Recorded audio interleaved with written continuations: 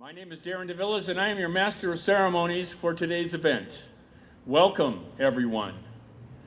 I want to tell you, or I want to mention that we are all here to celebrate innovation. We're here to celebrate a new healing modality for veterans who face post-traumatic stress disorder, or TBIs. I, personally, was a homeless veteran in 2008 holding a sign. I lived with undiagnosed PTSD for 30 years. And in that 30-year period, I got to know the state on a different level. As far as incarceration goes, I lost custody of my children, not once, but twice, and had to fight to get them back. When I finally got my diagnosis, they used adjectives like, it's complicated, it's individualized, it's chronic. And in that 30-year period, I was self-medicating to deal with my symptoms. And that in turn led to my incarceration, losing my family, and all those horrible things, homelessness that comes along with trying to take care of yourself. But then I met a therapist, and the therapist recommended, first and foremost, that I try art as a healing modality for my PTSD. Oh, and by the way, let me mention that the VA used terms like unemployable, and I was devastated. Now, the VA wanted to give me a shoebox full of medications to deal with my symptoms. And I told my therapist, if you give me a bunch of drugs, I'm gonna abuse them. I'm gonna be back in the same old rut I was in before. I'm either gonna use them, or I'm gonna sell them, or I'm gonna do something. So my therapist literally brought a box of crayons and some construction paper, and I felt like I was in 5th grade all over again. I made my little Thanksgiving turkey. I'm no Picasso, but we tried different things. We tried ceramics, woodworking, storytelling, music, all these different forms of art as a healing modality for me. Once I got out of a men's recovery program specifically designed for veterans and doing quite well, I decided to go back to school at 52 years old. And that's where I met Al Ventura. Al, can you raise your hand, please? I worked for Al Ventura in the ceramics department. And that's where I met Steve Dilley. Steve Dilley, raise your hand. Steve had an after-school program working with the arts and veterans. And I thought, oh great, I'm just gonna treat it like an extension of my therapy. Now, to cut a long story short, today I'm a communication professor at 5 different colleges in San Diego County. I have 15 years of sobriety. I have never once taken the medications. I still deal with my symptoms. But this is my next phase of therapy, to be here with you all, and to tell my story.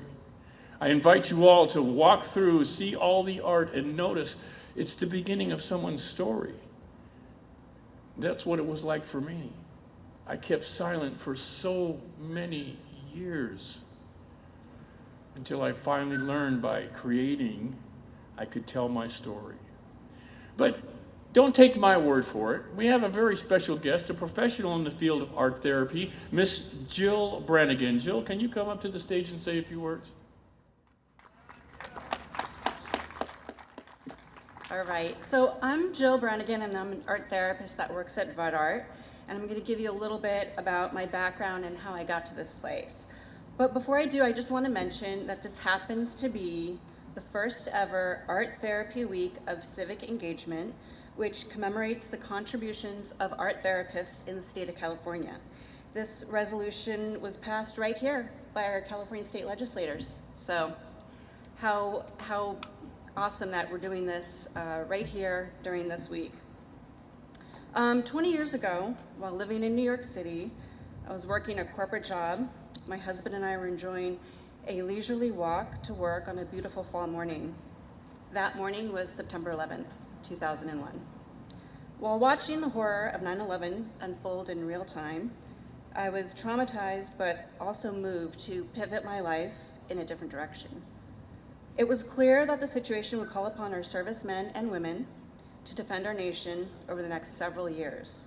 I wanted to help and offer my support, so I quit my job and decided to study to become an art therapist. It's been a long journey in my career to get here, but hearing the experiences of our military veterans, watching their openness to learning and creating their own narrative through art rewards me every day.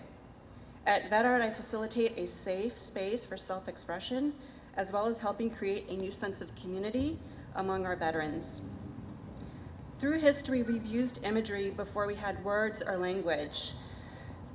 We process imagery faster than language, and that shows you just how powerful and important art can be in expressing our feelings and emotions. So I encourage you today to keep that in mind as you visit with our veteran artists and their artwork, to be mindful of how their art makes you feel, what message, if any, is being conveyed. Ask questions, listen to their stories, and be open to them sharing their journey. Thank you. And now I'd like to invite up another personal testimony from Miss Tonya Savice.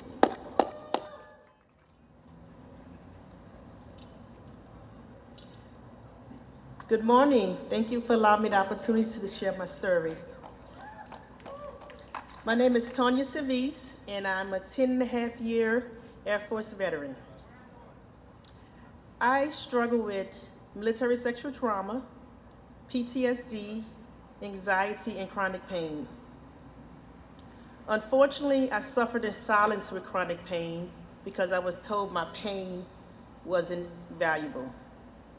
I was told, get over it, get back to work.